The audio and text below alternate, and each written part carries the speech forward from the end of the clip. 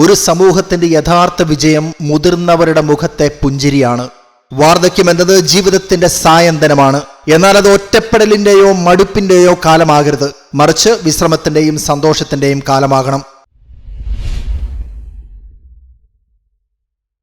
ഇതാ തൃശൂരിലെ മറ്റം ഇടവക തങ്ങളുടെ 70 വയസ്സിന് മേൽ അറിവും അനുഭവ സമ്പത്തുമുള്ള ആളുകളോടൊപ്പം എങ്ങനെയാണ് ഒരു ദിനം ചിലവിടുന്നത് എന്ന് നോക്കുക. ഇവരിൽ പലരും നമ്മുടെ വീട്ടിലെ മുതിർന്നവർ പലപ്പോഴും 4 ചുവരുകൾക്കുള്ളിൽ ഒതുങ്ങിപ്പോയവരാകാം. മക്കളും പേരമക്കളും അവരുടെ തിരക്കുകളിലേക്ക് പോകുമ്പോൾ പ്രായമായി എന്നൊരൊറ്റ കാരണത്താൽ ഒറ്റപ്പെടൽ അനുഭവിക്കുന്നവരാവാം. ഇവിടെയാണ് ഈ സായാഹ്ന യാത്രകളുടെയും കൂട്ടായ്മകളുടെയും പ്രസക്തി.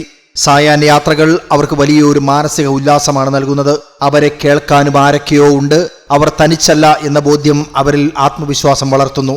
മറ്റം സെന്റ് തോമസ് ഫൊറോന പള്ളിയിൽ CLCയുടെ ശതാബ്ദി വർഷ പ്രവർത്തനങ്ങളുടെ ഭാഗമായി ഇടവകയിലെ 70 വയസ്സിന് മുകളിലുള്ള പ്രായമുള്ളവർക്കായാണ് സായാഹ്ന യാത്ര സംഘടിപ്പിച്ചത്. പാലയൂർ തീർത്ഥാടന കേന്ദ്രം, ചാവക്കാട് ബീച്ച്, ഫാം വില്ല എന്നിവിടങ്ങളിലാണ് ഇവർ സന്ദർശനം നടത്തിയത്. വികാരി reverend father Francis Aloor, assistant വികാരി reverend father Jio Velookkaran, animator sister Lini Maria, ശതാബ്ദി വാർഷികാഘോഷ കമ്മിറ്റി എന്നിവരാണ് ഈ സായാഹ്ന യാത്രയ്ക്ക് നേതൃത്വം നൽകിയത്. തികച്ചും അനുകരിക്കേണ്ട ഒന്ന്.